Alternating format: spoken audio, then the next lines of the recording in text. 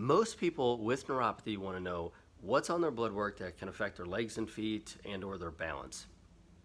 Let me go over a couple things that I'm reading right now. I just think that it'll be interesting. If you're one of the persons that want to know, here's exactly what some of the medical research or articles are saying.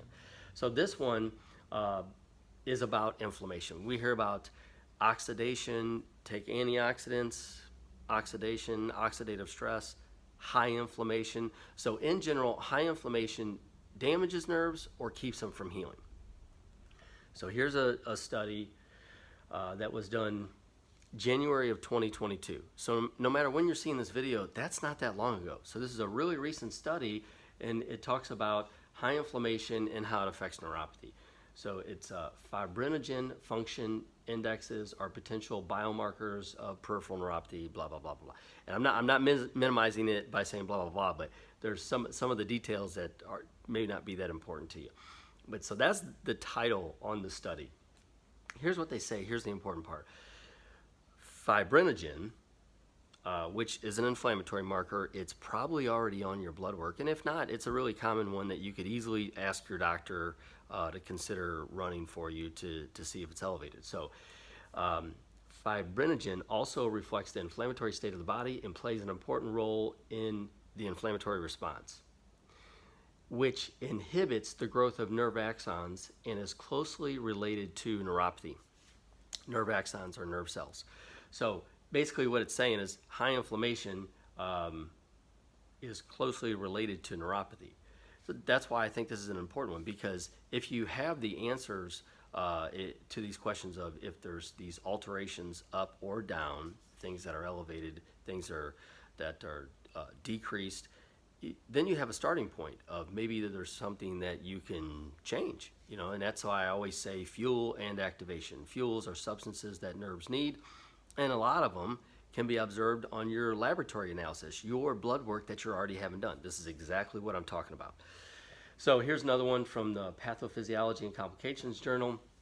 Deficits in systemic biomarkers of neuroinflammation and growth factors promoting nerve regeneration in patients with polyneuropathy. Here's what that means. So deficits, they call them biomarkers. When you look at your blood work or your doctor looks at your blood work, and they each thing that's on there, whether it's glucose or fibrinogen or AST, ALT, sodium, potassium, etc. I'm just giving you examples. Anything that's on there is called a biomarker. Let's just abbreviate that and say marker. So these markers are related to neuroinflammation. So that's inflammation of your nervous system or your nerves. Short story, high inflammation, yet again, shows that's going to affect peripheral nerve function. So here's the conclusion. Biomarkers were associated with peripheral nerve function. This is why you want to make sure that you have inflammatory markers checked. Conclusions. Deficits in systemic blank, blank, blank, blank. I'm not skipping it for you. It's just they're promoting nerve regeneration.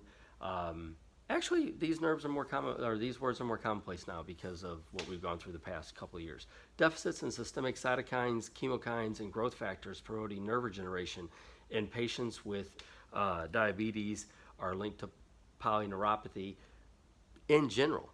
So, and by the way, even if you don't have diabetes, I'm telling you that neuropathy, nerve damage, it's whether it's diabetic neuropathy, polyneuropathy, idiopathic neuropathy, chemo-induced neuropathy, etc.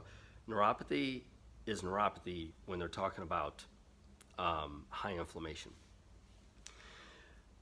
I just wanted to share this with you. So definitely have inflammation checks. So if you've seen the video that we've done, if not, I'll put a link under this video. It's just a informational video on the 5 factors that I look for in blood work, the 5 main ones. There's more than that. I have a specific search pattern, but I go over the top 5 or the 5 factors that I see most common.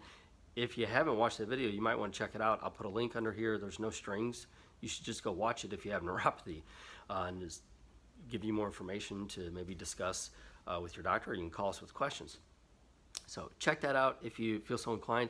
Inflammation is only one of the 5 factors on there. So go head over, check that out.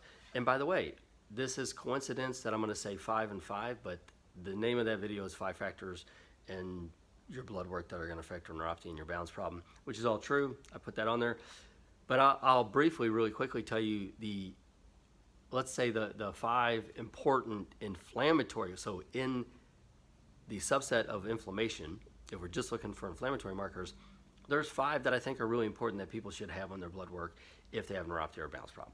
And here's what they are. Get your SED rate, it's ESR, erythrocyte sedimentation rate, ESR. CRP, cardiac reactive protein, CRP. Uric acid, it's not just a gout marker. I know a lot of people have it done. They say, oh yeah, you got gout. Uric acid is an inflammatory marker. I'll skip the rest of that conversation for right now.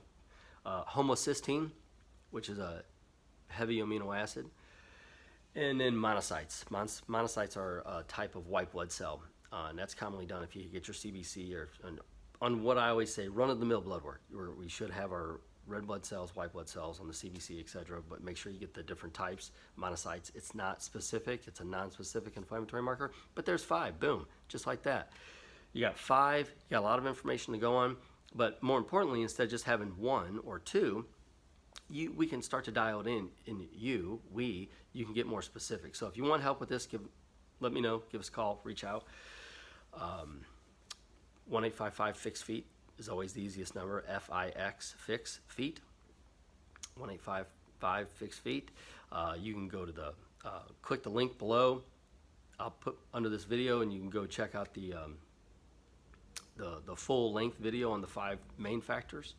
But I hope you enjoyed. I just wanted to give you some helpful information. This is what I'm talking about. There's a lot of research.